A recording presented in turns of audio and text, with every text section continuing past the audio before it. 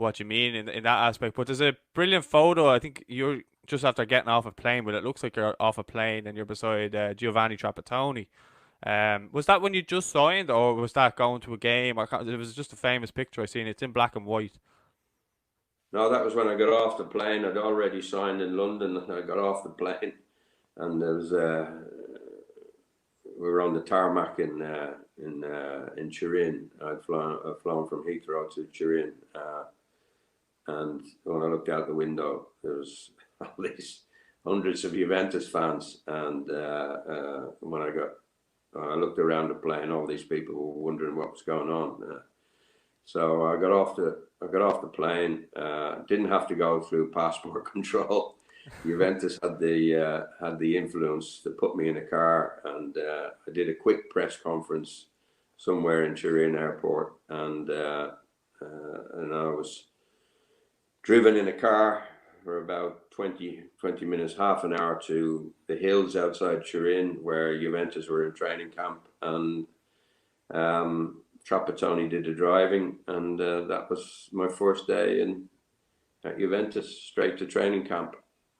It's funny how things obviously work out, and then you obviously go on to work with him later on with the Ireland setup and stuff. But talk me through your time at Juventus. You know, a massive club, and you know, to me, it still fascinates me, like an Irish player going to such a club of that stature, and you've done so well, like as well. Like for me, it's just amazing, and I think a lot of people, my age and under, you know, really associate you with just RTE and don't know the full background to who you've played for and stuff like that. Obviously, I do, but the reason kind of I wanted to get you on was to talk through all of this type of stuff because for me, especially, it's so fascinating. So, can you tell me about your time at Juventus, please? Well, I had 2 years there. I was playing with some great players. Dino Zoff, legendary Italian goalkeeper, was our goalkeeper.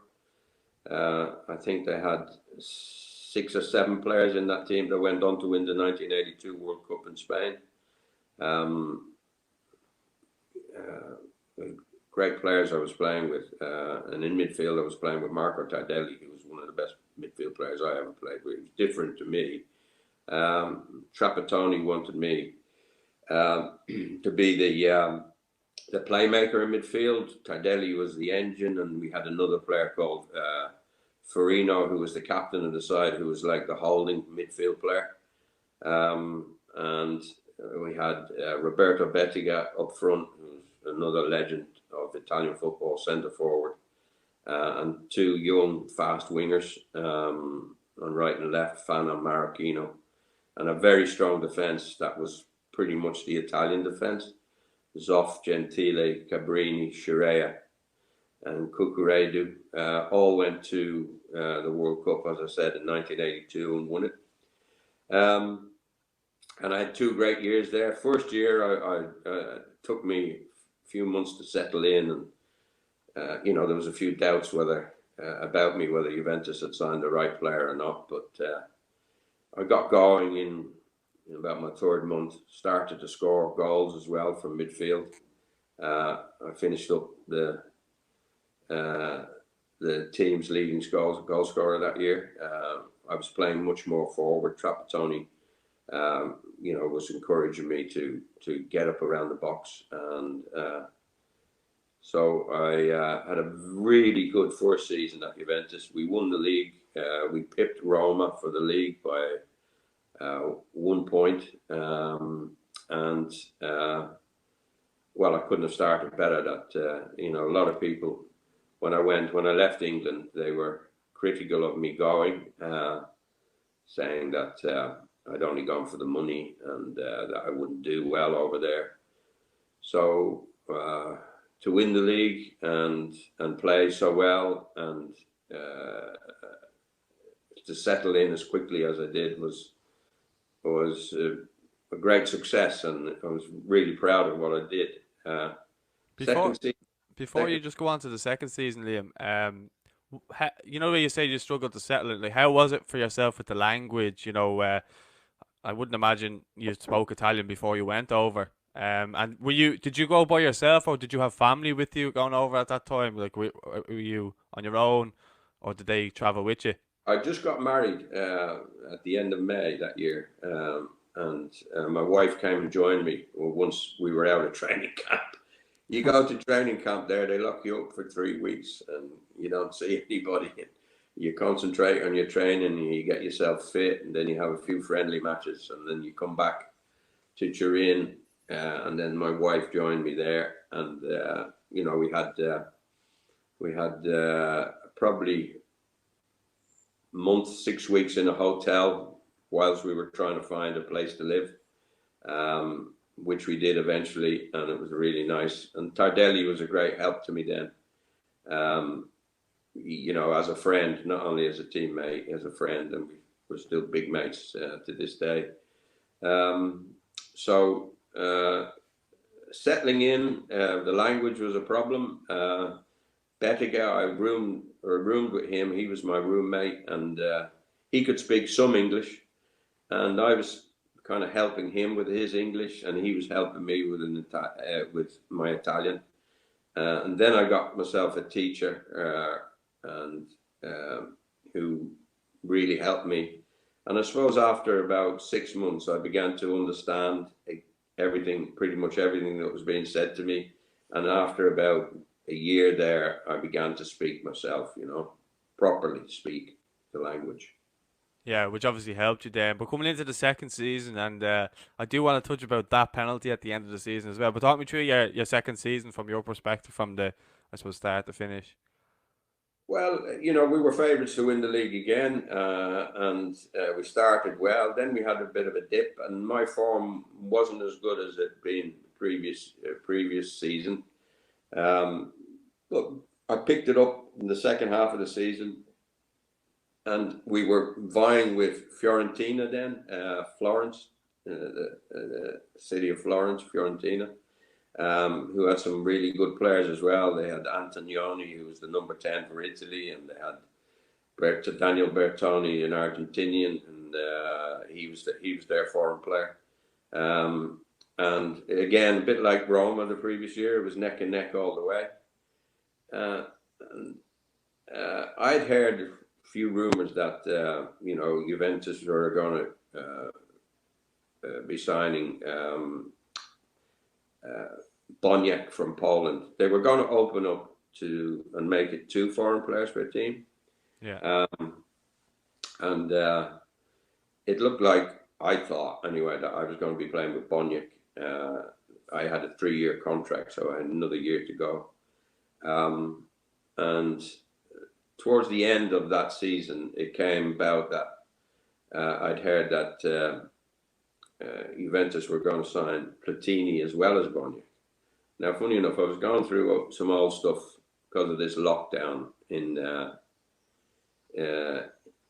you know, stuff I've kept over the years, and I kept diaries from you know, pretty much every year I keep a diary. Don't write much in it. Some things I did.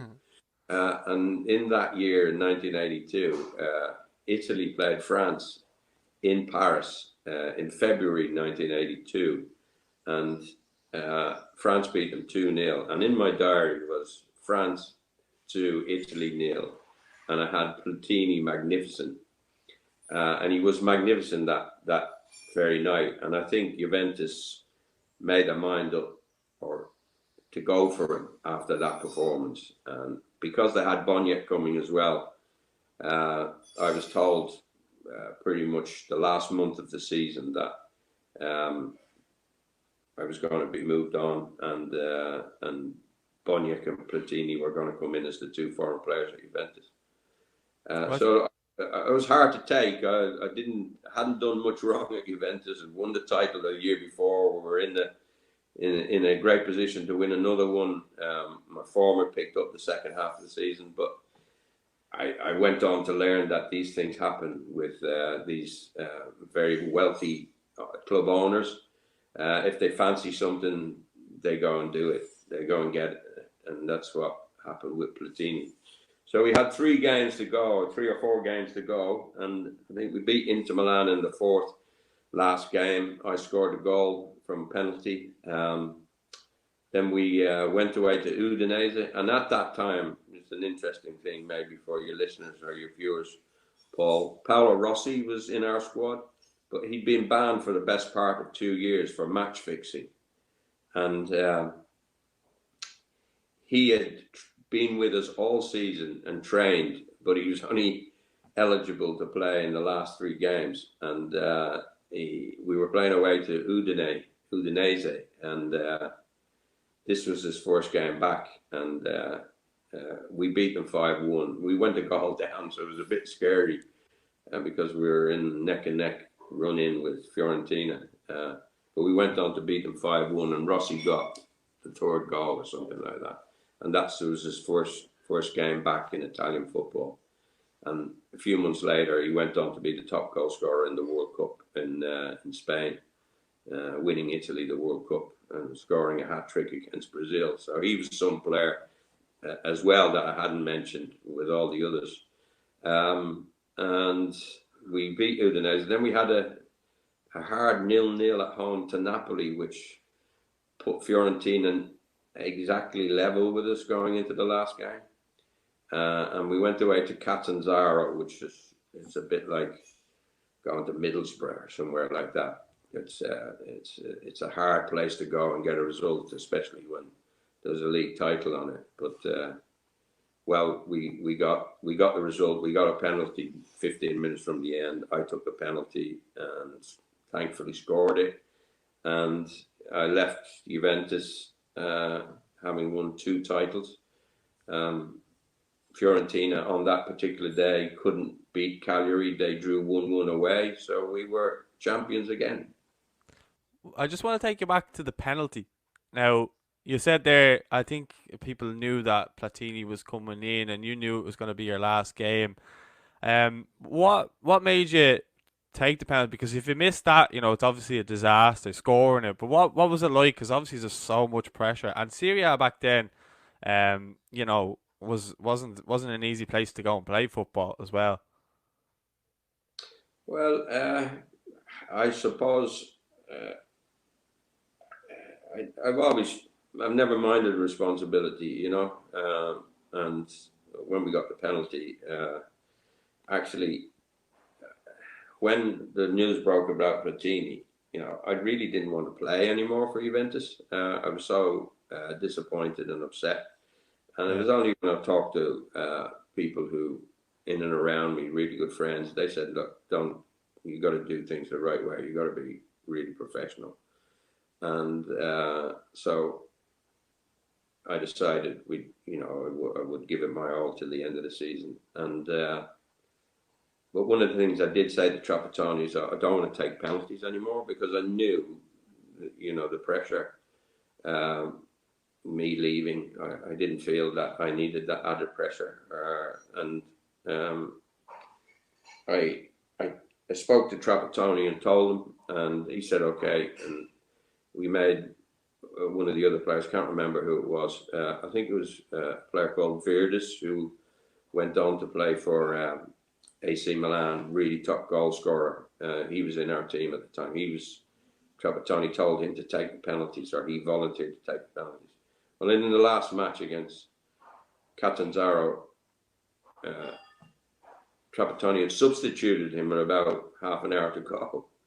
So he wasn't on the field. And when we got the penalty, everybody kind of looked to me and said, well, come on, you are really our penalty taker. You take it. So I did. And, a lot of people in Juventus or Juventus fans say, it was great that I took the responsibility to take the penalty, but it just came, how can I say, normal to me.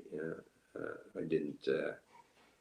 I would rather take the penalty myself than let somebody else take it who wasn't too sure about taking it. Do you understand, Paul? Yeah, I get what you mean. Well, kind of, it was some way to leave, and obviously you're so well renowned there at the club. Like I believe you've gone back and you get such a great reception, which is fantastic to hear, really. Yeah, two. I was the first foreigner at the club when they opened up the frontiers again, and in the 2 seasons I won 2 league titles, and I finished up, scoring the winning goal in the last match. So yeah, you know, I've got great memories of that place, and I think the you know the fans of Juventus have appreciated what I did for the club in those 2 years.